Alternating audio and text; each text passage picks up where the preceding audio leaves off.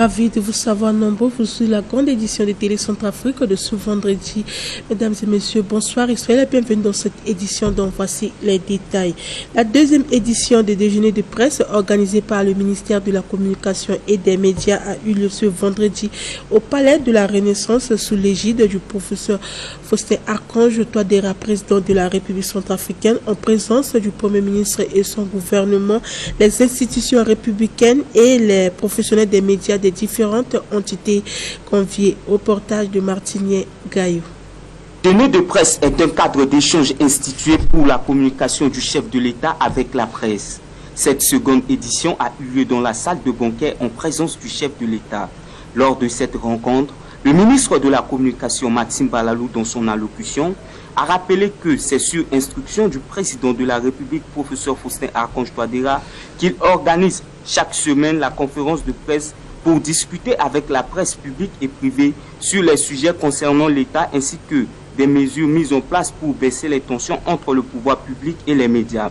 Après son intervention a été le tour du président de la République, professeur Faustin Archange Touadéra, de répondre aux différentes questions portant sur le dialogue politique, la réclamation de sa candidature, l'augmentation des prix des denrées alimentaires sur le marché, la question de santé, sécurité, la diplomatie et la coopération internationale et l'organisation de la table ronde au Maroc sur le PND. Suivez quelques éléments de réponse fournis par le chef de l'État. L'augmentation des prix, c'est une réalité pour laquelle nos populations se plaignent. Mais le gouvernement n'est pas resté sans action sur ça. Mais vous savez, pour les prix, pour certains nombres de produits, notre pays ne fabrique pas, est obligé d'importer. Autre aspect de l'augmentation des prix, ce sont les barrières. Parce que les prix, surtout pour les denrées qui sont ici, les gozos, les autres produits que nous avons l'habitude de consommer, les prix montent aussi. C'est lié aussi au transport. Depuis dans l'arrière-pays, les gens qui produisent, qui amènent, il y a des problèmes de transport. Et quelquefois, on pointe les barrières. Alors, nous avons pris une décision au niveau du gouvernement pour lever toutes les barrières illégales. Nous sommes obligés de mettre les barrières à cause de problèmes de sécurité, pour vérifier, pour contrôler les marchandises, pour les personnes qui circulent sur ces barrières et autres. Ces derniers temps, nous avons fait d'énormes progrès sur la modernisation des structures de santé. Personne ne peut discuter de ça. Dans l'arrière-pays, il y a des dispensaires, il y a des hôpitaux qui se mettent en place.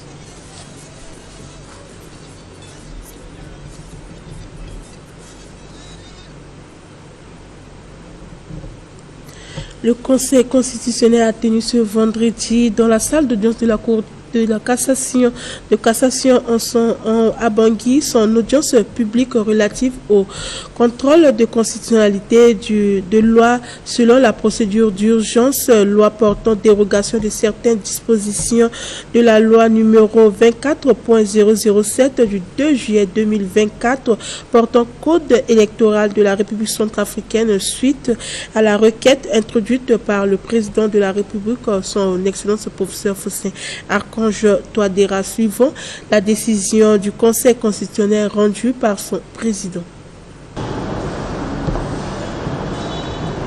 Le Conseil va donc rendre sa décision.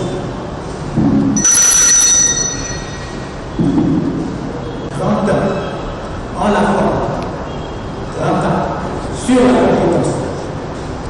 Considérant le terme de l'article 143, alinéa 1er et 2 de la Constitution, le Conseil constitutionnel est la haute juridiction en matière constitutionnelle. Il statue sur la constitutionnalité des lois organiques et ordinaires.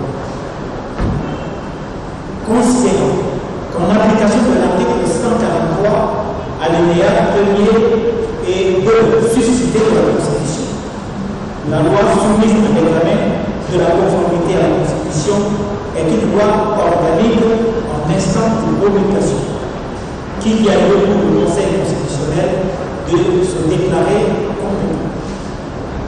Grand débat sur la recevabilité, considérant qu'au terme de l'article 144 alinéa 2 de la Constitution, le Conseil constitutionnel peut être saisi par le président de la République, le président de l'Assemblée nationale ou par un tiers des députés. Considérant que l'initiative de la requête émane du président de la République, conformément aux dispositions de l'article 144 alinéa 2 ci-dessus visé, qu'il y a lieu de déclarer la requête recevable. Article 1er. Le Conseil constitutionnel est compétent. Article 2. La requête est recevable. Article 3. Toutes les dispositions de la loi portant dérogation à certaines dispositions de la loi numéro 24 007 du 2 juillet 2024 portant code électoral de la République centrafricaine sont conformes à la Constitution. L'audience du Conseil constitutionnel est levée.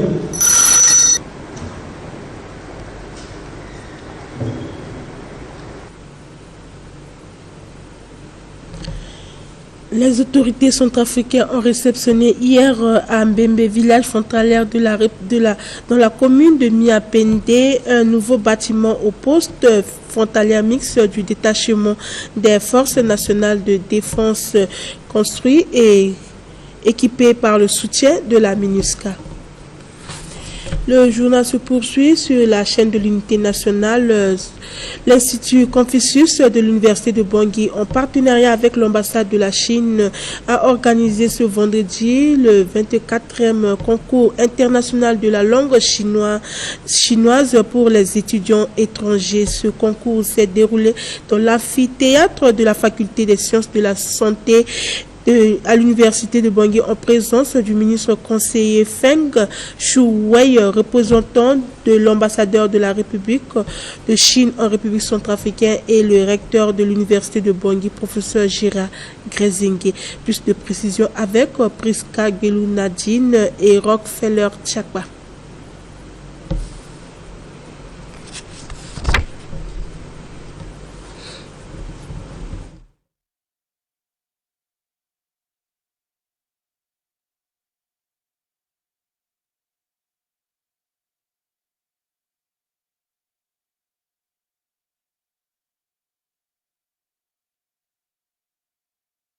Avec M. le recteur de l'université de Bangui, nous avons ensemble témoigné un moment important, c'est la finale de 24e édition du concours Chinese Bridge, un concours pour la langue chinoise.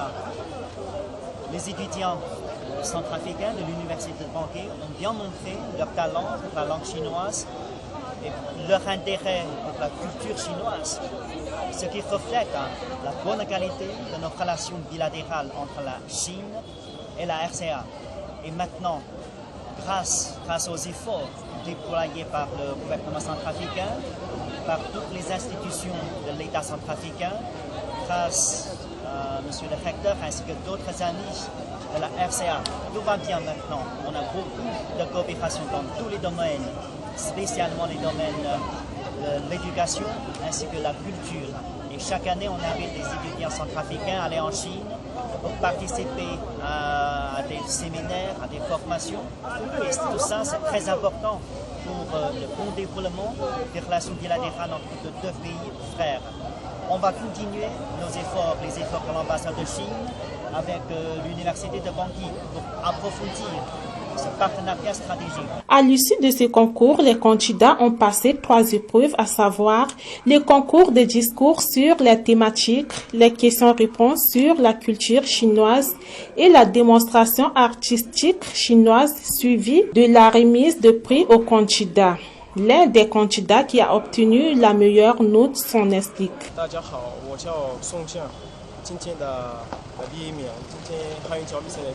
Je suis très content de participer à la compétition du pont chinois aujourd'hui parce que c'est ma deuxième fois de participer. J'avais participé l'année passée, ça n'avait pas marché, j'étais le deuxième. J'étais bien sûr allé en Chine, mais cette année, je suis le premier. Donc je vais toujours me battre pour représenter l'Institut Confucius de l'Université de Bangui en Chine, afin de faire voir aux autres pays qu'en Centrafrique et précisément à Bangui, il y a l'Institut Confucius qui est là sur place, qui nous apprend la langue chinoise. Après mon voyage en Chine, j'aimerais bien prendre aussi le relais de certains de mes professeurs chinois, faire comme le directeur d'Aguiar qui nous a donné des opportunités en faisant en telle sorte que l'Institut Confucius soit installé ici à Bangui. Donc je ferai de mon mieux pour continuer afin d'être un professeur chinois pour contribuer à l'enseignement de la langue chinoise en Centrafrique.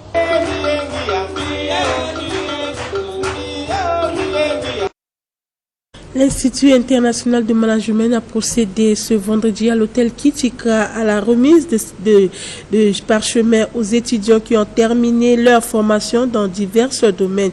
Empêché, le ministre de l'Enseignement supérieur a été représenté par son directeur de cabinet, M. Jean Kokide. Reportage de Grâce Divine Kekese et Rodrigue Fetem.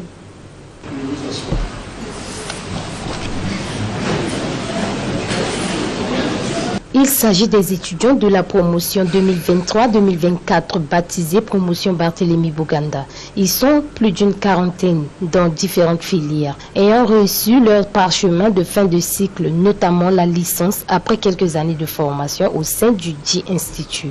Le représentant du ministre chargé de l'enseignement supérieur, de recherche scientifique et de l'innovation technique félicite et encourage les lauréats et profite de l'occasion pour exhorter d'autres universités à continuer et à persévérer pour aider le gouvernement dans la formation des jeunes centrafricains. Notre pays a besoin d'être évolué.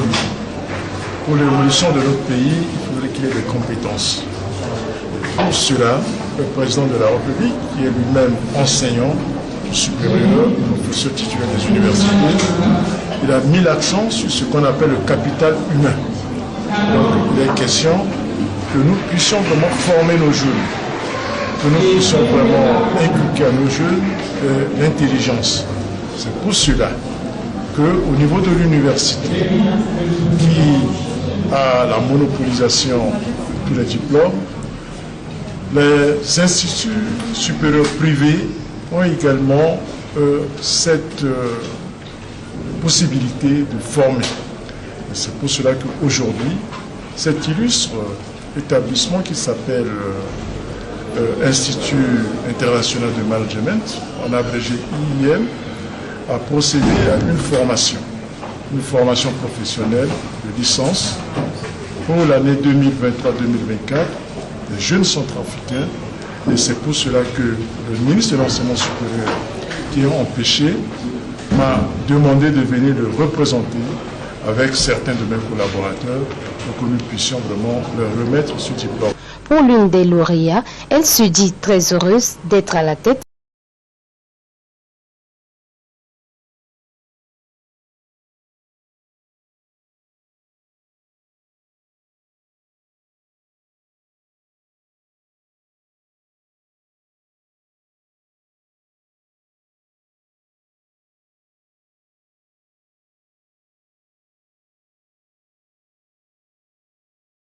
L'Institut supérieur d'agronomie d'Afrique centrale de Bangui ont soutenu leur mémoire de fin de cycle pour l'obtention de la licence devant un jury.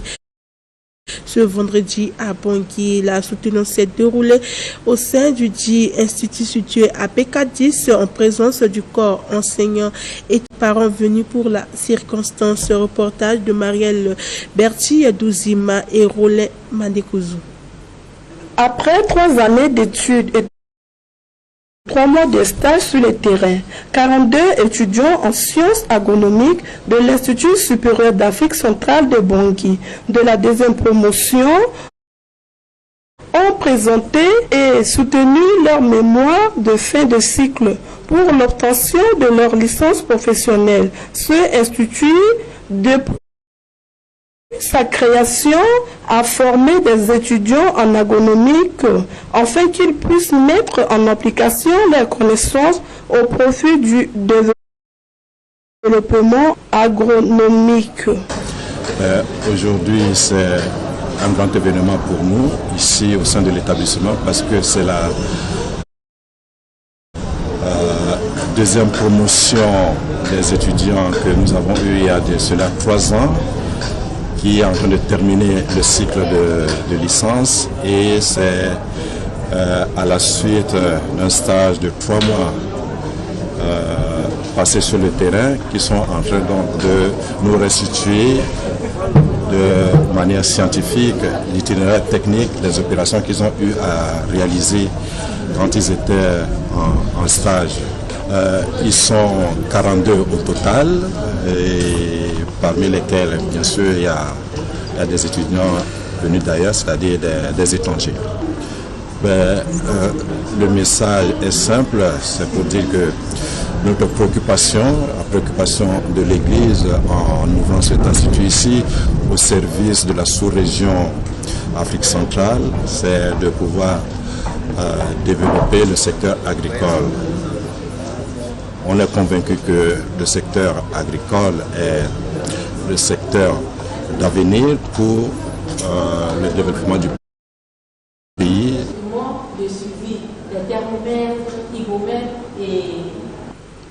Toujours dans la suite de cette édition, prélude à la journée internationale des casques bleus célébrée le 29 mai, la MINUSCA a organisé le 28 mai 2025 à Bangui une sensibilisation sur le thème « Le leadership des femmes dans les opérations de maintien de la paix » à l'intention des forces de la défense et de sécurité centrafricaine, les forces de la MINUSCA et des étudiants. Suivez le reportage de nos confrères de la MINUSCA.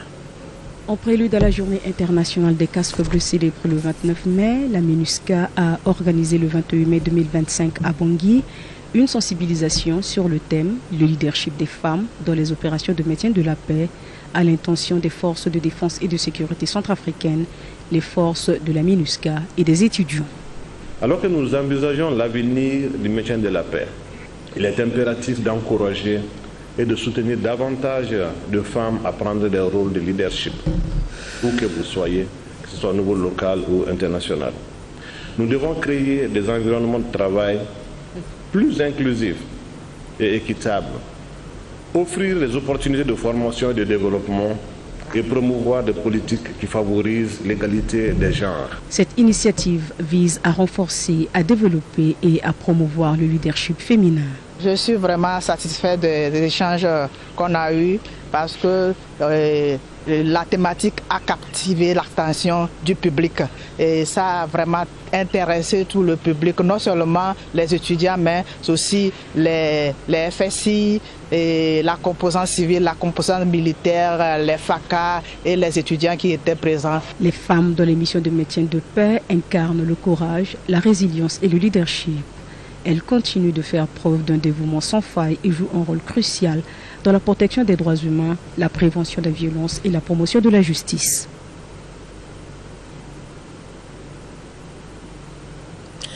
La force de la MINUSCA a initié des opérations de nettoyage des espaces extérieurs et des dortoirs de la Fondation Voix du Cœur. Elle a aussi saisi cette occasion pour fournir des fournitures scolaires et des denrées alimentaires aux enfants de cette fondation. Reportage de nos confrères de la presse de la MINUSCA. En prélude à la journée internationale des casques bleus, la force de la MINUSCA a apporté le 28 mai 2025 à Bangui un important soutien à la Fondation Voix du Cœur en faisant un don de fournitures scolaires, de denrées alimentaires, de jouets et de vêtements à plus de 300 enfants vulnérables, dont 85 filles. La Fondation Voix du Cœur, créée en 1994, dispose de 3 orphelinats dans la ville de Bangui et s'occupe des enfants en situation de vulnérabilité. Cette denrée vient pour répondre à des besoins urgents pour ces enfants et leur redonne espoir et confiance. C'est un geste, si tu veux, concret de la MINUSCA pour leur offrir un avenir meilleur. À cette occasion, la force de la MINUSCA a également entrepris des travaux de nettoyage de la cour et des dortoirs de l'orphelinat. Les enfants garderont les images de cette matinée singulière où vos casques de couleur bleue se sont transformés en casquettes des humanitaires.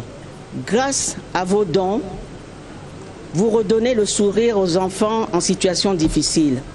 Beaucoup garderont en eux et en elles l'image de cette rencontre qui rapproche des personnes qui se côtoient tous les jours et qui ne se connaissent pas.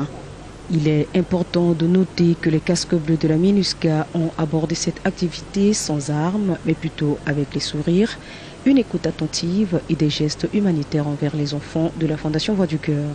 Cette activité civilo-militaire vise à améliorer les conditions de vie et d'apprentissage de ces enfants. Louise Ségolène Loé, une bénéficiaire de 15 ans, a exprimé sa satisfaction quant à l'aide fournie par la force de la MINUSCA.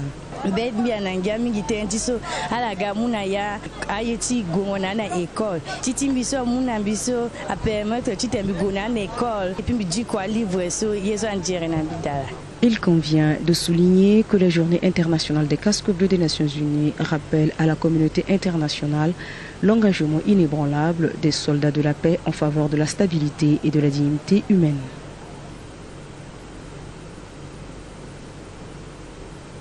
Pour mettre un terme à cette édition, protéger la Constitution représente pour le bloc des partis républicains pour la défense de la Constitution du 30 août 2023 BRDC que certains politiques veulent boycotter en organisant un meeting dans les prochains jours. Cette déclaration a eu lieu au complexe 20 Place à Bangui. Reportage de Jeannet Berny-Lacoué. Aujourd'hui, je pense que le vice-président par intérim a livré un message. Ce message, nous sommes là pour dire à la population centrafricaine d'être vigilant et de ne pas se livrer à la manipulation du BRDC. Parce que nous vivons dans ce pays et qu'aujourd'hui, pour nous, le BRDC n'a pas de légitimité, n'a pas sa place, et puisque en promulguant la Constitution de 2023, la Constitution de 2016 est enterrée. Et donc, normalement, sur le plan juridique, le BRDC n'existe pas et n'a pas ce droit. Mais puisque nous sommes en politique et on est à c'est la démocratie, on les laisse faire leurs manifestations.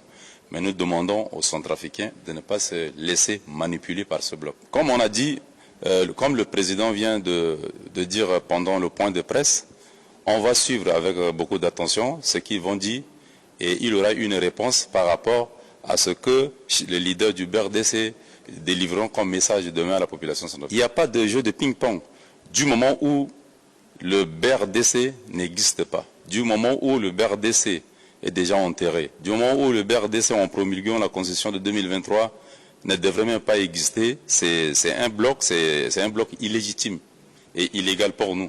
Donc il n'y aura pas un jeu de ping-pong entre les deux blocs. Nous, on est là pour défendre la Constitution qui est l'émanation du peuple centrafricain.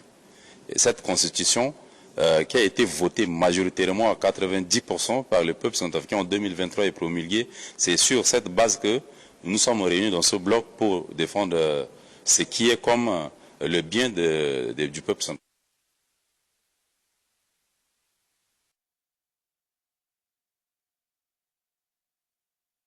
De la rédaction de Télé Centrafrique. Merci à vous de l'avoir suivi. Au revoir et à la prochaine.